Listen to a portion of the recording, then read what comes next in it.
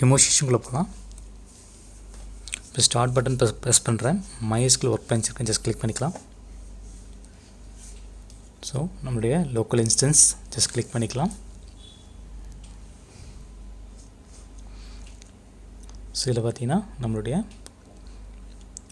Data directory அது வந்து நம்மளுடைய செலக்ட் அட் டேட்டா டைரக்டரி சொல்லி இந்த கொரி போட்டு என்டர் பண்ணிங்கன்னா டைரக்ட் வந்து கிடச்சிரும். ஸோ அதை வந்து நம்ம எப்படி இப்போ வந்து மேனுவல் அப்படி போய் செக் பண்ணன்றதை பார்க்கலாம். சியில் போய்ட்டு ப்ரோக்ராம் டேட்டா போயிடுங்க, MySQL போயிடுங்க. அதில் MySQL 8.0 கிளிக் பண்ணி டேட்டா கிளிக் பண்ணிடுங்க. இதான் வந்து நம்மளுடைய டேட்டா டைரக்டரி.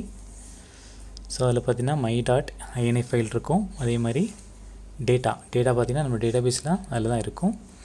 இன்கேஸ் நம்மளுடைய .ini ஃபைலில் வந்துட்டு இன்கேஸ் ஏதாவது சேஞ்சஸ் பண்ணணும், கான்ஃபிகரேஷன்ஸ் ஏதாவது சேஞ்சஸ் பண்ணணும் அப்படின்னும் போது இதில் வந்து my.ini.ஃபைலில் வந்து எடிட் பண்ணி நம்ம வந்து எல்லாமே சேஞ்சஸ் பண்ணிக்கலாம். சேஞ்சஸ் பண்ணிவிட்டு சேவ் பண்ணணும். சேவ் பண்ணால் தான் சேஞ்சஸ் எல்லாம் மாறும். இன்கேஸ் போர்ட் எதாவது மாற்றணும் அப்படின்னா கூட போர்ட் வந்து மாற்றிக்கலாம். ஓகே,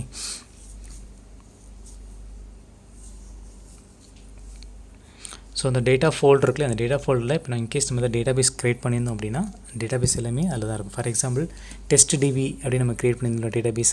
ஸோ அந்த டேட்டாபேஸ் வந்துட்டு அந்த டேட்டான்ற ஃபோல்டர் தான் வந்து க்ரியேட் ஆகிருக்கும். ஓகே, ஸோ அதில் தான் வந்து அந்த டேட்டாபேஸ் ரிலேட்டட் எல்லாமே டேட்டா வந்து ஆட்டோமேட்டிக்காக வந்து க்ரியேட் ஆகிருக்கும். ஸோ அது வந்து நம்ம வந்து ஃபோல்டரில் வந்து நீங்கள் வந்து வியூ பண்ணி பார்த்துக்கலாம். ஓகே,